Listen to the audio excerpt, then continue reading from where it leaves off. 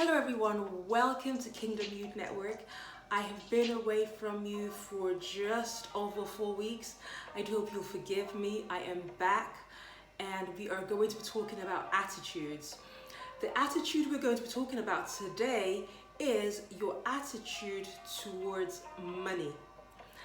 An attitude is a way of thinking or feeling towards something.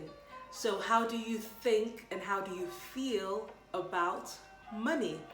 Whether you like it or not, money is a necessary part of life.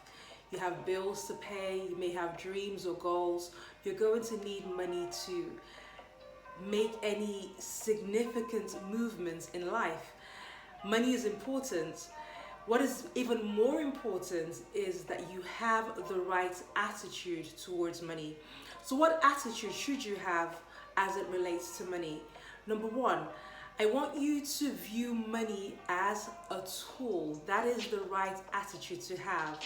When you see money as a tool, then you understand that your position as it relates to money is to be above money. You're supposed to be on top of money. You're supposed to be the head of money and not the servant. You're not supposed to allow money to dictate what you do, how you move, where you spend your time. It is your position to be ahead of money. Imagine using a hammer, which is a tool, to get a nail into a wall or into a wooden frame like the door behind me. That is the same way that you can use money as a tool to solve a poverty issue for somebody.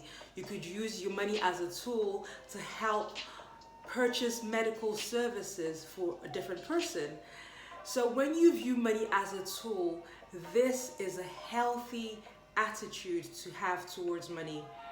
Another way to view money or to cultivate your attitude or to cultivate the right attitude towards money is to view it from a perspective or from a positioning of purpose. When you have identified what your purpose is in life, then that helps you to forge the right attitude towards money. If you want money just to go on a couple of holidays, to go out to eat at restaurants, then perhaps you're not going to need that much money. But if your purpose is much bigger than your needs, if your purpose is based on solving or meeting the needs of other people, then you are going to need a lot more money. And so having a clear picture of what your life is about, what your purpose is about, will help you to cultivate the right money attitude. So at what stage of life should you actually have the right money attitude? Well, my answer to that is right now. Today is a good time to start to cultivate the right attitude as it relates to money. So when it comes to the decisions that you make, so the decision stage, I'm going to call that.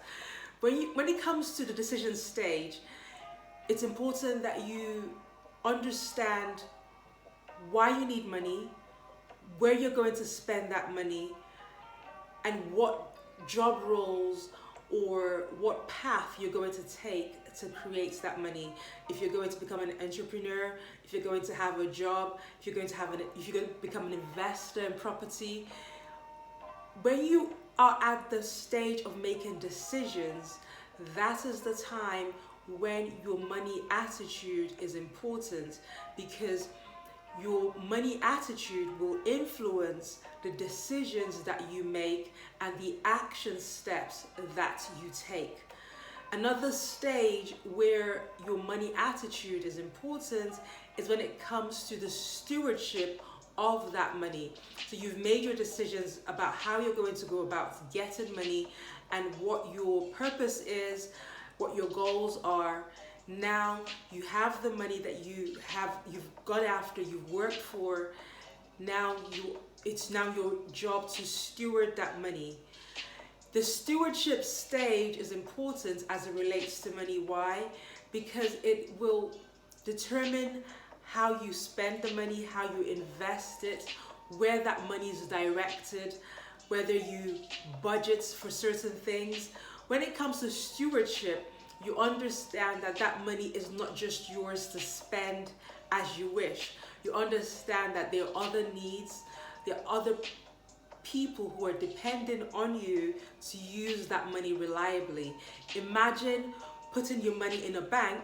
When you do that, you are leaving your money in the hands of the bank, and it's their job to steward your money effectively. For most banks, for a lot of banks, they steward your money, they look after your money, but they also look after their own interests. So if you get credit cards with your bank, for instance, then you can be guaranteed that you're going to be charged on those credit cards if you do not pay promptly. They are stewarding their money, because if they give you a certain amount and you don't pay that amount back in the required time frame, then there will be interest fees that will be applied to that money. That is an example of stewardship. So when you have been given, or you have been placed in a position, or you have worked towards a position that has exposed you to a certain amount of money, it doesn't have to be a large sum, it could be a small sum to start off with, but the way you handle that money, the way you steward that money will determine the other moves that you make. It will determine the direction that you take. It will help to actually map out the future decisions that you make, and will prepare you accordingly for future opportunities. Okay, so how can you cultivate the right money mindset? Well, number one, past mistakes.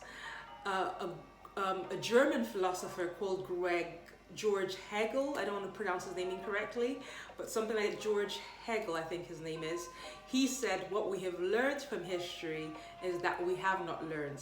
And Socrates said that the unexamined life is not worth living. So, you do not want to walk in the path that George Hegel has stated, in that we do not learn from history. You want to be an exemption to that statement.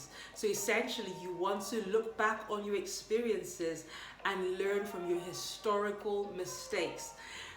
Looking at what Socrates said, you want to really take the time to examine the mistakes that you've made in the past, not with a view to beating yourself down, but with a view to actually learning from those mistakes. So learn from past mistakes.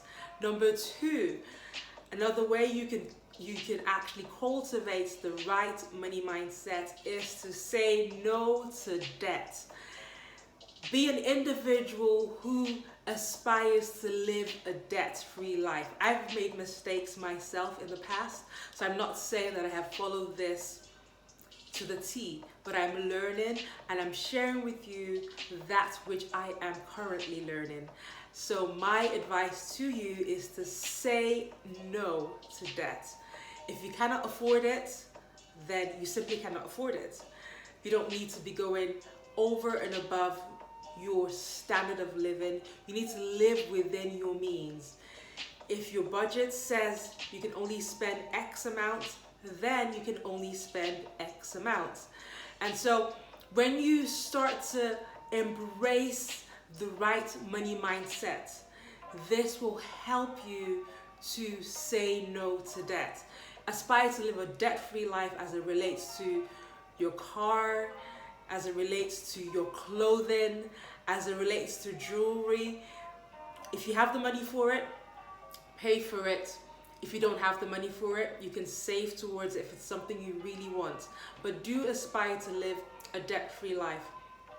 Finally, I urge you to find money mentors.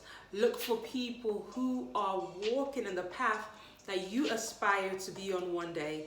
Look at people who have made decisions that accord with their money values. Now, it's important for you to be aware that just because somebody manages their money properly does not mean that they manage their relationships properly. So your money mentor may not necessarily be qualified to mentor you in the area of relationships, okay? So look at mentorship in sections. So today we're talking about mentorship in the area of money. Just because someone has made a lot of money and has made wise decisions with your money doesn't mean they've made wise decisions with your relationship. So keep your eyes open, keep your heart open, be specific, and look for people who have made good decisions with your money and who are going in the direction that you want to go in future, and learn from them. Learn from them through their podcasts, through their videos on YouTube, through their books that they have written or audible books that they have already recorded. Learn, and above all, put into practice that which you have learned. Okay, so these are my tips for you. Please feel free to share this video with whoever you think needs to hear it. Until next time, from my heart to yours, do take it easy. Bye.